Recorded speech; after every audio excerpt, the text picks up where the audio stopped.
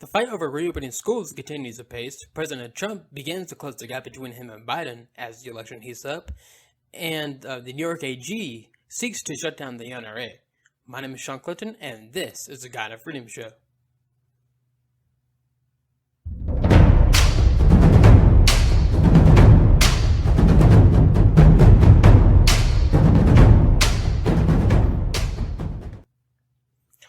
Alrighty, so I hope everyone is having themselves a great week. Happy Saturday. So we have a lot to get to today, so let's just jump right into it. So first, we're going to start with our COVID-19 update on the cases and the deaths and everything. We have some really good news in terms of all that. So of course, as I've been saying for the past couple weeks or so, the cases in Florida, Texas, and Arizona, and now we're seeing the same thing happen in California, and even here in Georgia, is that the cases are starting to like Florida, Texas, and Arizona, the cases are already peaked. They're starting to go down day by day, as well as deaths are you start to see them kind of peak over a little bit and start to go down slightly. So over the next couple weeks, we should start seeing a drastic downtick in deaths. And again, we're starting to see same thing happen in California and also here in Georgia. So that's all great news. All great news. And what's really interesting to kind of see when you look at the map of what all kind of the resurgence of the COVID cases, of course you're seeing, you look to like kind of the Sun Belt, you see it like a spike in cases in all throughout the states, but you go to like a say New York or New Jersey or whatever, and even go to like California or Italy, you're not really seeing anything for this. And the thing is, the going theory is to reach herd immunity, you had to affect about 60 to 70% of the population, and only about 20% of the population was actually infected in those places. So the reason why the theory is there's actually this study that came out just this past week about something about T-cell immunity. And what T-cell immunity is basically hold up one second, my computer is being dumb here. Alright, I'll be right back. Let me see if I can pull it up. Alright, there we go. You gotta love technology, don't you? Alrighty, so basically, like I was saying, what T-cell immunity is basically when your cells, your immunity cells in your body or whatever, basically when you get sick with a certain kind of virus or whatever, the T cells are basically, it takes kind of a genetic memory of the virus or whatever you get sick from and stores it into its memory bank. And so whenever that virus comes back, it automatically recognizes it and it fights it off. And that's how kind of herd immunity happens. When you get sick of some kind of strain of virus, you don't get sick from that strain again. And so what scientists have been seeing from the COVID-19 is that there's been many people who are already immune to it, have a natural immunity to it. And basically, why that is, according to this piece by Live Science right here, kind of explaining what this means. So here's what it says: previous infections with common cold viruses can train the immune system to recognize SARS-CoV-2, which is COVID-19, of course, and you can recognize COVID-19. The study, published on August 4th in the journal Science, found that immune cells known as T cells that recognize common cold coronaviruses also recognize specific sites on SARS-CoV-2, including parts of the infamous spike protein it uses to bind to and invade cells.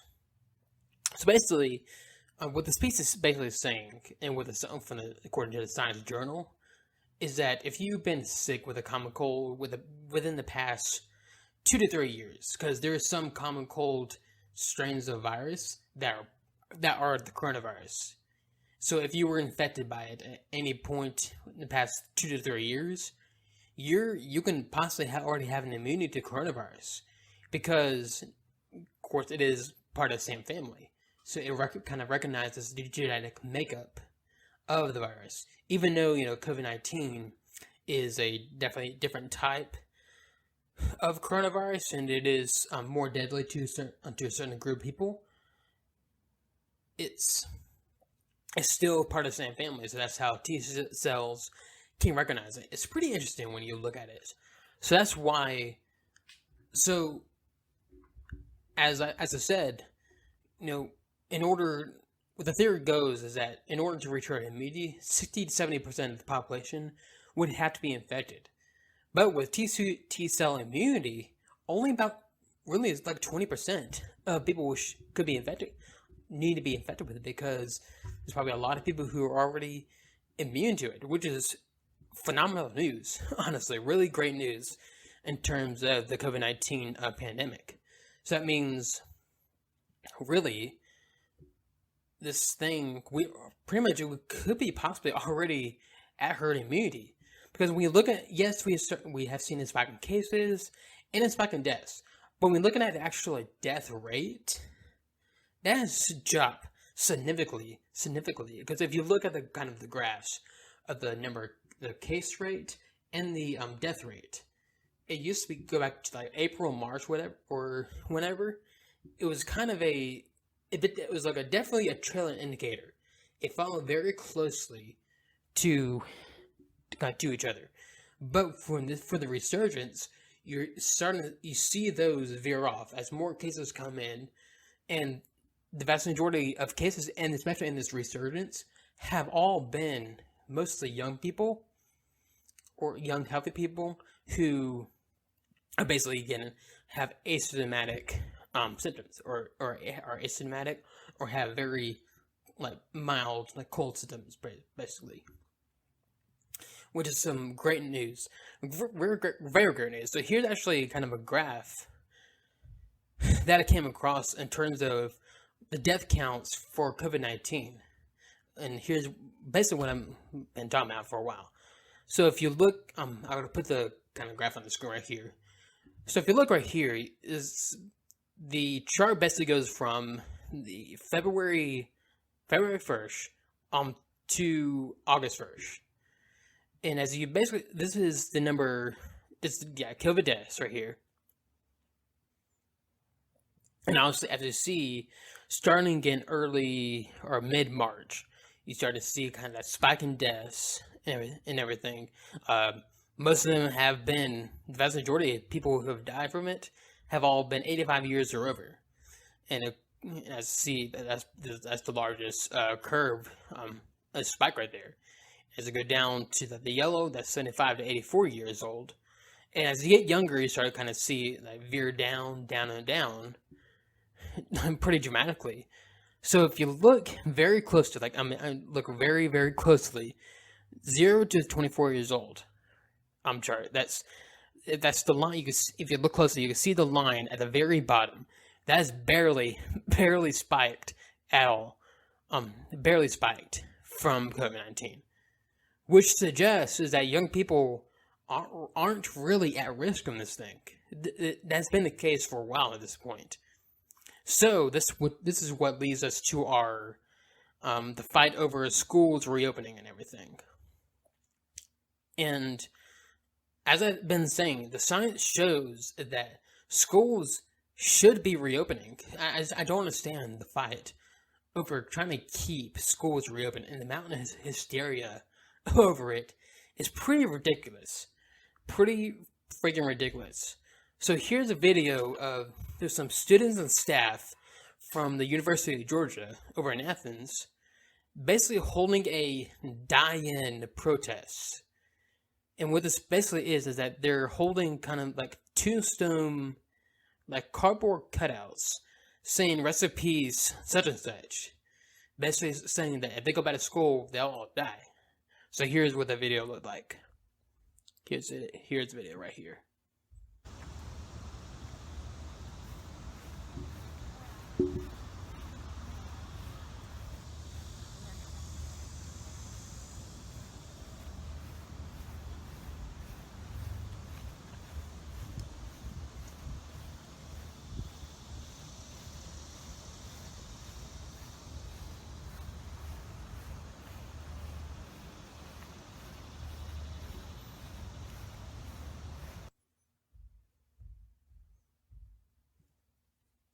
I mean, come on, come on.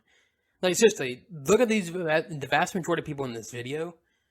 You guys are not dying from this thing. You will not die from COVID-19. The worst you'll get is probably cold symptoms at best. I mean, at most, really. Maybe some of you, I mean, have a compromised health immune system where they could get even kind of a more severe case. But again, the vast majority of the people will either have no symptoms or will have very, very mild symptoms, and they probably won't even die from it.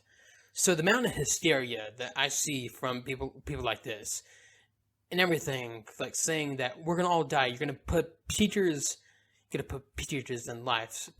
students' lives at risk to help the economy. That's what greedy capitalists are. They care more about money than people. Like, seriously, that's what people are saying.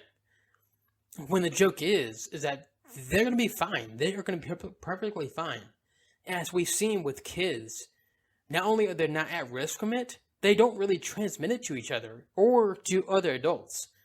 So, say if a student has it at school, has COVID-19, they're not going to pass it, or they get it, or so they can pass it to each other as like kids, but they can't pass it to adults. Is because with the kid's body and children's body, since it is constantly growing and developing, their immune system it works a lot quicker and better, honestly. So when you get infected with COVID-19, that's why really most of them don't get severe symptoms from it. And so by the time it gets to the body and the immune system is fighting it off, it becomes so weak is that it can't properly transmit to especially adults. So even if it does transmit to adults, it doesn't even really do anything. It's like so weak it dies off. So again, if a kid gets at school, they're not gonna, if they get it, they're not gonna really bring it to their grandparents or parents or anything. So this is why schools should be reopening. And unfortunately, you're starting to see some schools, especially here in Georgia, who were going to plan on going back to school in person, who last minute decided because there's a couple people who were infected with COVID-19, now switched to all virtual learning, which is pretty ridiculous. And there's a lot of parents who are ticked off about it, including a lot of students too, which makes sense. But here's where we get to kind of the hypocrisy regarding this whole school reopening thing. So Governor Cuomo, who basically is infamous for botching the COVID cases in New York City, like New York was destroyed pretty much by COVID-19, especially New York City. Like Cuomo is responsible for putting out the order to send COVID-19 patients who were affected with it back to nursing homes, and then they went off and infected all of the other patients there. That's why there's so many deaths in New York City, because the vast majority of them are from nursing homes or the older population. So the idea that Governor Cuomo did this right is so laughable and ridiculous on so many levels. So, on the flip side, of course, you're not seeing a real spike in cases in New York City. And that's because Iran roughshod through them the first time around. So they're probably already at herd immunity. So, in the long run, while they're ransacked and probably the deaths could have been avoided and everything, in reality, herd immunity is good for them. And hopefully we'll start to see, hopefully we're going to start seeing that throughout the country too, which I think we are. So, and due to this, Cuomo announced that he's going to start that New York State schools are going to be reopening for the fall, which is great by all means. That should be happening all throughout the country. But what's so kind of frustrating is that Cuomo has been months trying to criticize Trump for his lack of response and everything, and even probably trashed him for saying that schools should reopen and everything. And the media has been so hysterical about schools reopening. But when Cuomo says it, Oh, it's perfectly fine. It's perfectly fine. So here's like two pieces from the New York Times right here about schools reopening. One is about the kind of the broad countrywide schools reopening, and one is about New York schools reopening. The distinction is quite hilarious. So here's the first piece. The risk that students could arrive at school with the coronavirus. As schools grapple with how to reopen, new estimates show that large parts of the country would likely see infected students if classrooms open now. Millions of families face an excruciating choice this fall. Should their children attend if local schools reopen their classrooms and risk being exposed to the coronavirus, or should they stay home and lose out on in-person instruction? No single factor can settle such a fraught decision, but new estimates provide a rough gauge of the risks that students and educators could encounter at a school in each county in the United States. The estimates from researchers at the University of Texas and at Austin range from sobering to surprisingly reassuring depending on the area and the size of the school. Based on the current infection rates, more than 80% of Americans live in a county where at least one affected person could expect to show up to a school of 500 students and staff in the first week if school started today. In the highest risk areas, including Miami, Fort Lauderdale, Nashville, and Las Vegas, at least 5 students or staff would be expected to show up infected with the virus at a school of 500 people. The high numbers reflect the rapid spread of the virus in those areas where more than 1 in 70 people are estimated to be currently infected. So basically, kind of what this piece is about is basically kind of the risk about opening schools and everything, especially in kind of the high risk areas and everything, which it's a pretty good piece, but still, it kind of where it says at the beginning right here, where parents are like had to face the excruciating choices fall, sending their kids back to school and being exposed to coronavirus or whatever. Now, let's look at the piece from the New York Times as well about your schools are reopening. But first, before I get to that, you got to go over to YouTube or the God of Freedom blog to check it out. So not only you get the rest of the school reopening drama, but also you get to go over kind of the election, what's been going on with that, and also the New York AG going after the NRA now, and also you get to go over the book of John. I'm fishing up John chapter 16 today, and also good stuff in Bachelor of the Week. And remember, you can find me on your favorite podcast listening sites like Apple Podcasts, Spotify, and SoundCloud. Otherwise, I'll see you next week. This is the God of Freedom Show.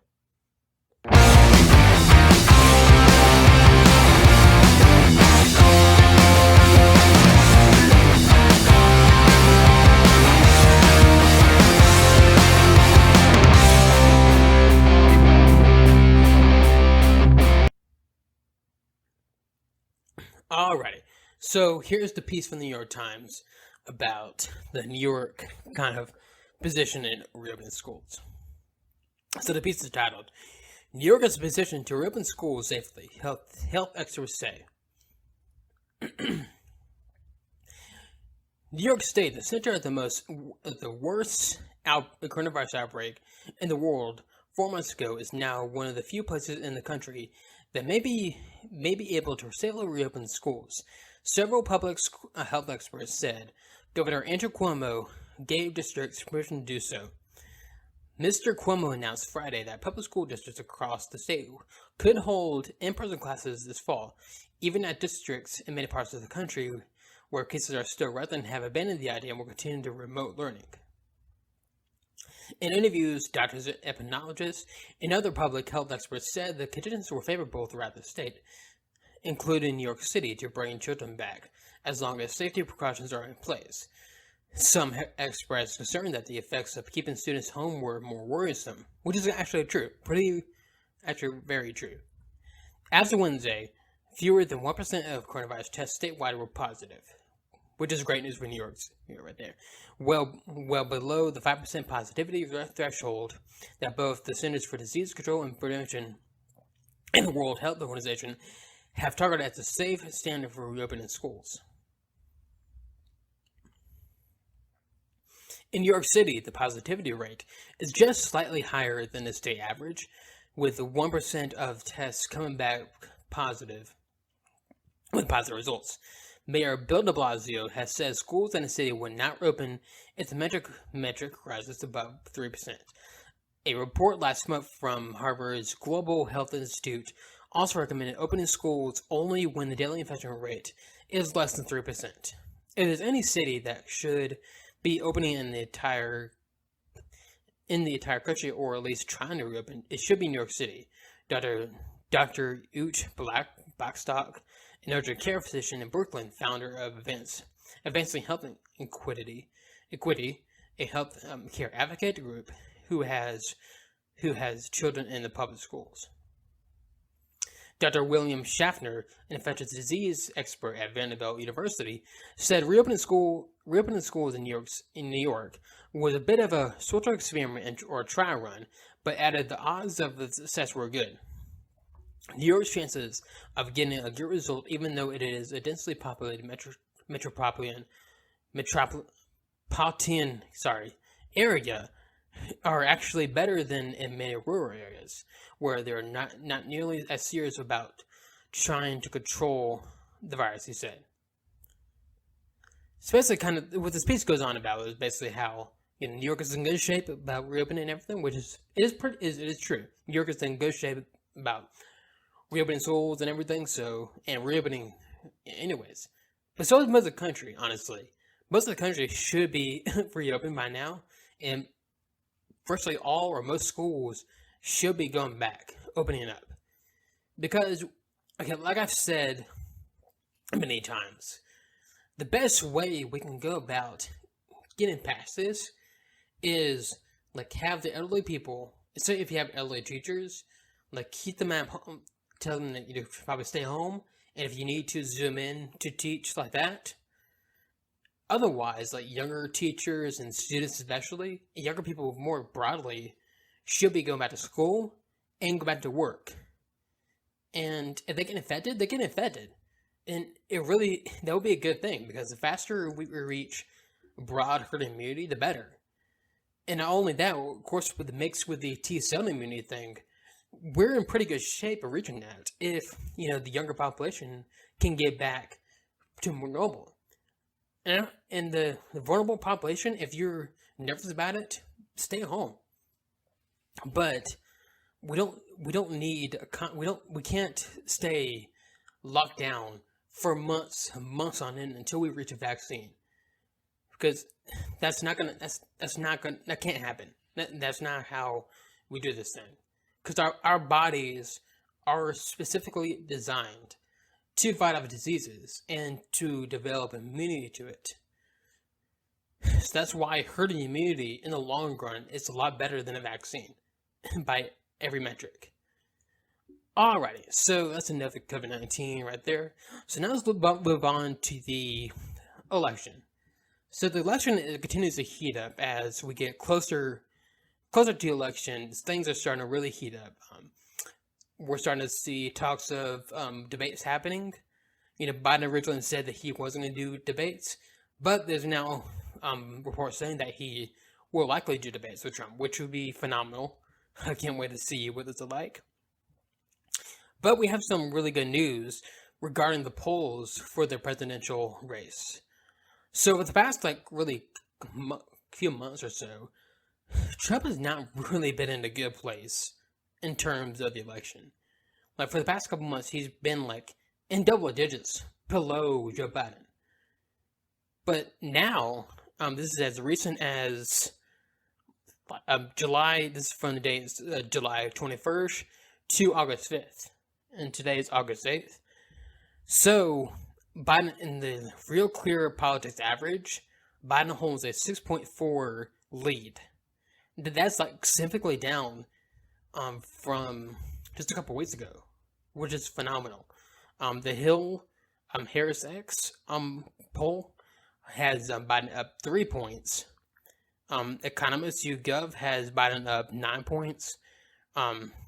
Rasmussen reports, or however you say that, has Biden up 3 points, and so forth. Of course, the one that has Biden up the most is Harvard Harris, which is about up 10 points. But the average is 6.4, which is great news for Trump. That tells you that the gap is starting to tighten. And the main reason for this is because Joe Biden is just a horrible, horrible candidate. Like, he gaffes like no other politician I've seen in recent years. Not only that, he's deteriorating. Like, it's kind of sad to watch. Like, you've seen him interview after interview. You can see him just deteriorate in his mind. And it's really kind of sad to me that they're just putting him through this crap. But here's a video of one of his gaffes about it's about the black population versus the Latino population, and here's what he said right here. Unlike the African American community, with notable exceptions, the Latino community is an incredibly diverse community with incredibly different attitudes about different things. What now? So, okay, honestly, if Trump were to say this, you would not stop hearing this all throughout the media. But because Joe Biden said it, it's perfectly fine. I mean, that's pretty kind of racist right there, if you would look at it. Because he's basically saying that, black people all think the same, they can't think for themselves or whatever. Latino population can think for themselves. So, yeah, that's not good stuff. And he's been doing this for months at this point, like gaffing constantly. And it can't really string up complete sentences either. So he is not in good shape to be the president of the United States. That's why so much focus is set on who he will pick for his VP candidate, which should be coming out pretty soon. So hopefully we'll learn today. But at the same time, while Joe Biden is like this, the reason why he holds such a lead, above Trump, because Trump is he does stupid stuff on a daily basis, says stupid stuff on a daily basis. So here's what I'm talking about. So, as I mentioned last week, he sent this tweet about universal mail-in voting, where basically he asked, should we delay the election? Which is dumb in itself. So here's what that tweet said again. With universal mail-in voting, not absentee voting, which is good, 2020 will be the most inaccurate and fraudulent election in history. It will be a great embarrassment to the United States. Delay the election until the people can properly and securely safely vote? ? So that's bad in himself. But here's what he put out. That was July 30th. Here's what he put out on Twitter, August 4th, just a few days later. Whether you call it vote by mail or absentee voting, in Florida, the election system is safe, secure, tried, and true. Florida's voting system has been cleaned up. We defeated Democrats' attempts to change. So in Florida, I encourage all to request a ballot and vote by mail. What? Ow, I think my neck just broke from the whiplash right there. So on one hand, he's trashing mail-in voting, which rightfully so. Mail-in voting has a lot of serious problems with it. And then he comes around saying that, mail-in vote is okay in Florida. What in the world, dude? What in the freaking world? Are you trying to lose this election? Are you trying to lose people? lose voters or something? That's not the weirdest part of what he's been saying. So he did an Axios interview. Rule number one: stop giving Trump these interviews, because he comes out so looking so bad on each and every one. So Jonathan Swan was the interviewer who interviewed President Trump. And he asked about John Lewis. And here's what President Trump had to say about John Lewis. Here's the video right here. John Lewis is lying in state in the US Capitol. How do you think history will remember John Lewis? I don't know. I really don't know. I don't know. I don't know John Lewis. He chose not to come to my inauguration. He chose. I never met John Lewis, actually. I don't believe. Do you find him impressive? I can't say one way or the other. I find a lot of people impressive. I find many people not impressive. But no, but I didn't go. Do you find his story impressive? He didn't come to my inauguration. He didn't come to my State of the Union speeches. And that's okay. That's his right. And again, nobody has done more for Black Americans than I have. I understand. He should have come. But I think he made a big mistake. But taking your relationship. Okay, I'm sorry. What? He didn't come to your inauguration or the State of the Union? Oh, come on. Come on. Yes, John Lewis's views I don't agree with at all. He kind of did hate America, but that doesn't exclude the fact that he did a lot of great work with Martin Luther King during the Civil Rights era. So the pettiness from President Trump about, oh, he didn't come to my inauguration, that's like, come on, dude, come on. That's not even worse from this interview, but because he completely botched everything about COVID-19 too, and everything. So, jeez, it's like, okay, here's what needs to happen. Someone needs to try to keep him off Twitter and stop doing these stupid interviews. Just try to get him on the campaign trail. That's where he thrives the most, right there. Enough with these stupid interviews. Enough with Twitter constantly tweeting stupid stuff out. Because if he keeps doing this, he will lose the election.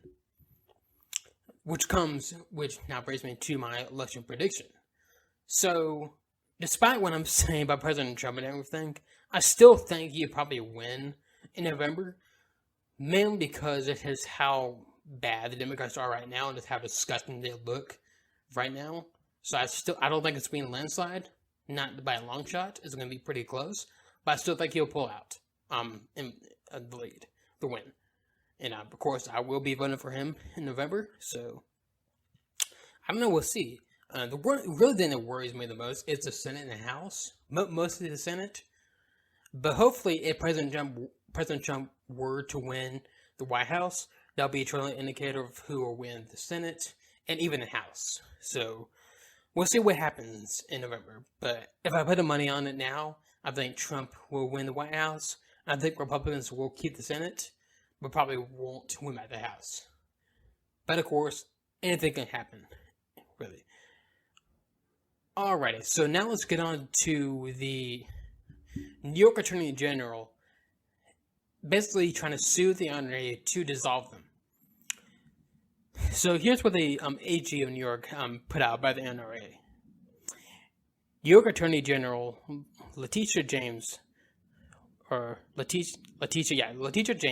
today filed a lawsuit seeking to dissolve the National Rifle Association, the largest and most influential pro-gun organization in the nation. Attorney General James tried his organization with illegal conduct because of their diversion of millions of dollars away from the charitable mission of the organization for personal use by senior leadership, awarding contracts to the financial gain of close associates and family, and appearing to dole out a lucrative no-show contracts to former employees in order to buy their silence and continued loyalty. Now, of course, I don't know how accurate these accusations are. Maybe they're pretty accurate, maybe they're not. I mean, if they are accurate, that's bad stuff coming from the NRA. But let's be real here. The real reason why they're going after the NRA is because it is an influential pro-gun organization and the Second Amendment organization. And, for years, the Democrats have been trying to get rid of the NRA and everything. Because they've claimed that the NRA is responsible for all the mass shootings and all the deaths by guns and everything, which is completely untrue and false all the way through. And it's so funny kind of see the hypocrisy right here, saying that the NRA has blood on their hands for mass shootings and everything, while at the same time donating to the Planned Parenthood, which literally murders millions of babies on a yearly basis. So don't give me the NRA has blood in their hands while you support the Planned Parenthood. Planned Parenthood has blood in their hands. The NRA does not. But like I said, of course, it does turn out to be true. That doesn't mean the NRA should be dissolved or anything, but the leadership should be, replaced or something like that. But in likelihood, if this is not true, of course they will lose the lawsuit and all that. So, and I don't know, we'll see what comes out of it. Of course, more information is coming out day by day about it. So, alrighty, so now let's move on to Scripture, the book of John. So, like I said, we're going to be finishing up John chapter 16 today. We'll be starting from verse 16. And remember, you can follow me along if you want, and I'll be in the New Living Translation. Sadness will be turned to joy. In a little while, you won't see me anymore, but a little while after that, you will see me again. Some of the disciples asked each other, what does he mean when he says, in a little while you won't see me, but then you will see me, and I am going to the Father?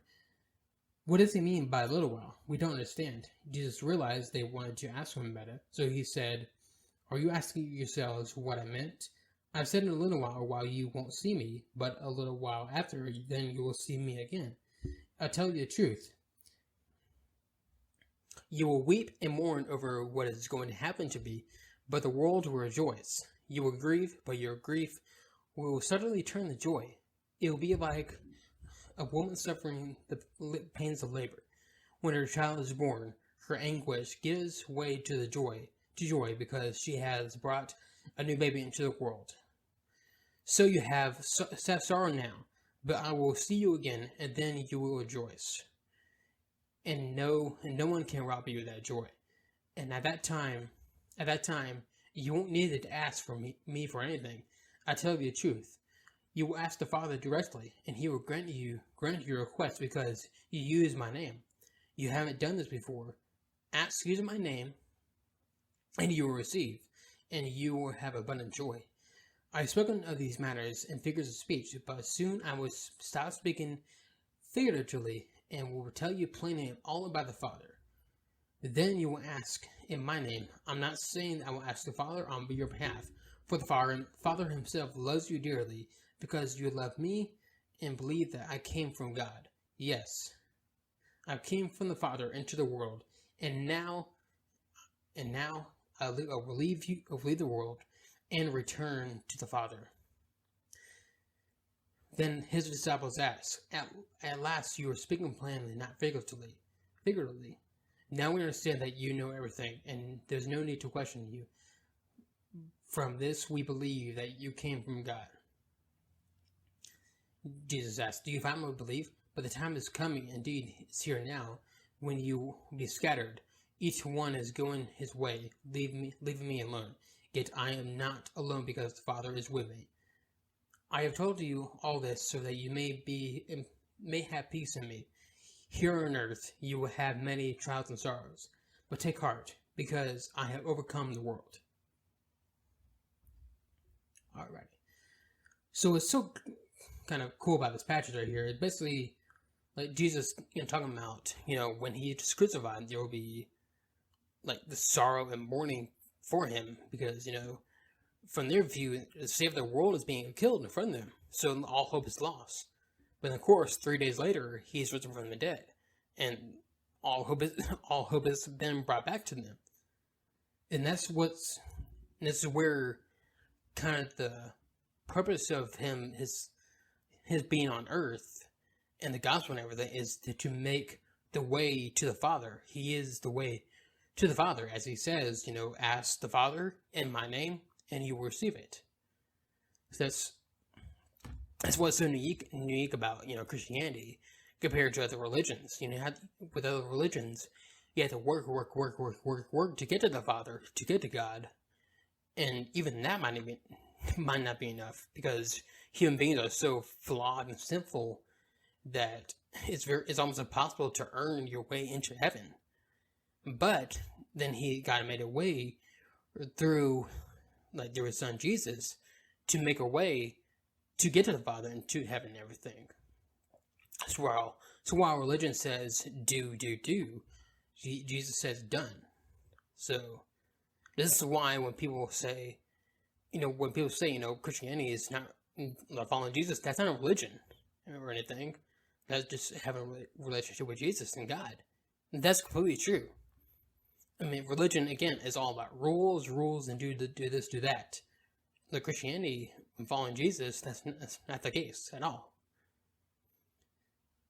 Alrighty, so next week we'll be going on to John chapter 17. So we're moving right along right here. So we'll see. Alright, so now let's get on to the good stuff and bad stuff of the week. So some good stuff of the week. So President Trump has now announced that he's going to signing a executive order banning TikTok. So TikTok is this kind of social media app where people are making kind of these weird little kind of videos and everything, kind of doing kind of dances or whatever. It's very similar to Vines, which was started this kind of short little video type thing. Vines was honestly better than this. From what I'm seeing. I never actually got TikTok, but I was seeing TikTok videos. Vines was way better. But the thing with TikTok is that it was used by the Chinese to basically spy on Americans and get into kind of the intelligence or data and everything of the United States. So, President Trump caught wind of this, and so after talking to some of his officials and everything, he decided to basically ban it and everything. Now, normally I'm not in favor of the government being involved in social media, but when it comes to the Chinese trying to infiltrate the United States using apps like this, and again, the Chinese is an awful, horrible place. The government is awful, and they oppress their people and kill the people, and now they're shipping millions of Muslims to concentration camps. You don't want that government, to infiltrate this country. So President Trump is actually doing the right move right here. And despite all the anger and everything, Instagram is actually coming out with their version of TikTok. We'll see if that has the same effect as what TikTok was doing as the Chinese came in or anything, but hopefully it doesn't, which would be good everything. But I think, again, President Trump is making the right move right here. Alrighty, so now time for some bad stuff of the week.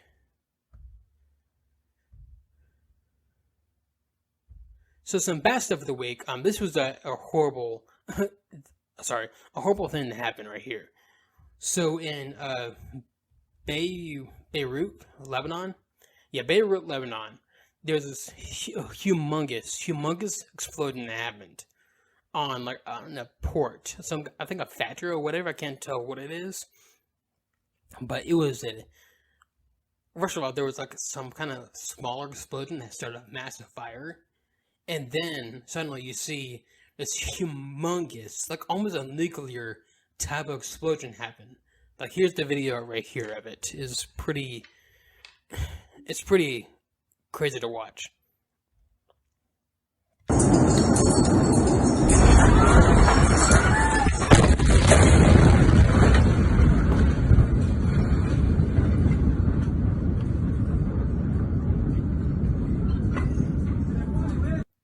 Seriously, that's almost if you look at kind of more wider videos of it, it really looks like kind of a nuclear explosion. It's pretty crazy, and they don't know what exactly happened. I have my suspicions that it was deliberate, just because just how massive it was. What they're saying is that it could possibly be some kind of fireworks that went off or something like that. But I have my doubts about that. So we'll see. We'll see what comes out of it, out of the investigation, whatever. Alrighty, so I'll be back here next week with all the latest. My name is Sean Clinton, and this is the God and Freedom Show.